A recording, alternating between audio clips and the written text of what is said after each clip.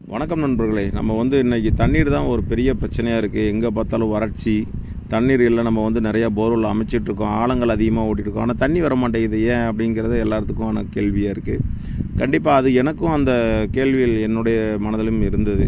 அதாவது எப்படின்னு கேட்டிங்கன்னா, நம்ம ஒரு போர்வெல் அமைக்கும்போது தண்ணீரே வர மாட்டேங்குது, எல்லாமே ட்ரையாக போகுது அப்படிங்கிற ஒரு பிரச்சனை எல்லா இடங்கள்லேயும் இன்றைக்கி ரொம்ப அதிகமாக இருக்குது. இப்போ நாங்கள் அமைச்சிட்ருக்க இந்த போர்வெல் கூட நாங்கள் எதிர்பார்த்தது ஒரு 2-3 இன்ச் தண்ணி வரும் அப்படின்னு சொல்லி தான் ஆரம்பித்தோம்.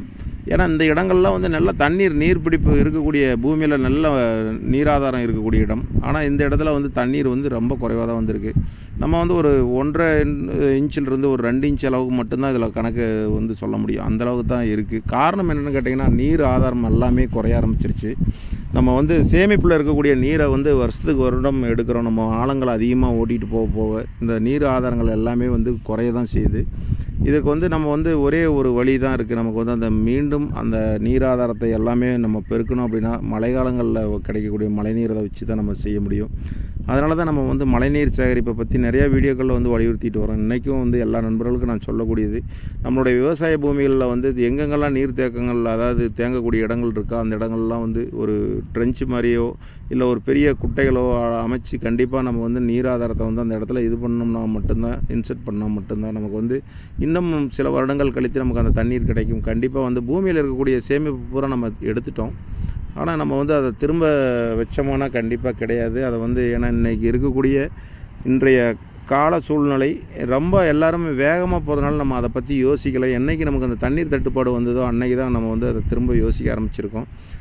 அப்போ நம்ம இதுக்கு எல்லாத்துக்குமே ஒரு சொல்யூஷன் கண்டுபிடிக்கணும் அப்படின்னா, கண்டிப்பாக மழைநீர் சேகரிப்பு நம்ம உருவாக்கினா மட்டும்தான் முடியும். ஏன்னா நமக்கு தண்ணீர் பெறுவதற்கான ஒரே ஆதாரமாக இருக்கிறது மழைநீர் மட்டும்தான். நம்ம அந்த மாதிரி ஒரு மழைக்காலங்களில் கிடைக்கக்கூடிய உபரியான நீர்களை எல்லாமே சேமிக்க பழகணும்.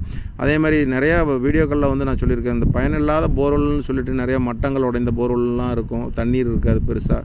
சரியான பயன்பாட்டிற்கு நம்ம எடுக்க முடியாது, செலவினம் பண்ணோம்னா அதுக்கு நம்ம கட்டுப்படியாகாதுங்கிற போர்வெல்லாம் கண்டிப்பாக மழைநீர் சேகரிப்பாக உருவாக்கணும்னு நான் நிறைய வரும். அதே மாதிரி தான் நிறையா இடங்களில் பார்த்திங்கன்னா, நிறையா நண்பர்கள் இந்த கோவை மாவட்டத்தை சேர்ந்த நண்பர்கள்லாம் ஒரு வீடியோ எனக்கு அனுப்பியிருந்தாங்க. அந்த மழைநீர் சேகரிப்பு எல்லாம் அந்த போர்வெல் அழகாக இந்த மழை காலங்களில் கிடைக்கக்கூடிய தண்ணீரெல்லாம் அதில் நாங்கள் செலுத்தி தான் நாங்கள் எங்களோட தோட்டங்கள்லாம் தக்க வச்சுக்கிட்டு அப்படின்னு சொல்லிட்டு அந்த மாதிரி முயற்சி எல்லாருமே எடுக்கணும். ஏன்னா இன்றைக்கி நிறையா போர்வெல் ஓட்டிட்டோம், நம்ம அதுக்கான தொகையை செலவழிச்சிட்டோம்.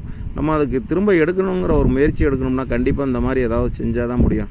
அதுக்காக ஒரு புதிய போர்வெலை அமைச்சு நீங்கள் அதில் மழைநீர் சேகரிங்க அப்படின்னு நான் சொல்லலை. கண்டிப்பாக எத்தனையோ தோட்டங்களில் இன்றைக்கி பயனில்லாத போர்வெல் இருக்குது, அதெல்லாம் கண்டிப்பாக பயன்படுத்த முடியும். அந்த மாதிரி ஒரு இதை அப்படி பயன்படுத்தும் போது நமக்கான நீர் ஆதாரத்தை நம்மளாலேயே உருவாக்கிக்க முடியும்.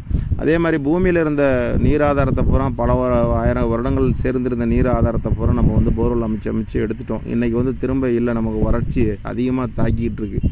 இப்போ நம்ம அதெல்லாம் நம்ம சர்வை பண்ண முடியாமல் இன்றைக்கி நிறையா விஷயங்கள், நம்மளுடைய பொருளாதாரத்தை பூரா நிறைய போர்வெல் அமைச்சு மோட்டர் வாங்கி அதை விவசாய முதலீடாவோ இல்லை வேறு ஏதோ ஒரு முதலீடாவோ நம்ம இது பண்ணும்போது அந்த ரொக்கத்தையெல்லாம் நம்ம திரும்ப எடுக்கணும்னா இன்றைக்கி முடியாத காரியம். ஏன்னா இன்றைக்கி இருக்கக்கூடிய விலைவாசி. அதனால் கண்டிப்பாக எல்லோரும் முயற்சித்து பாருங்கள் நண்பர்களே. நன்றி.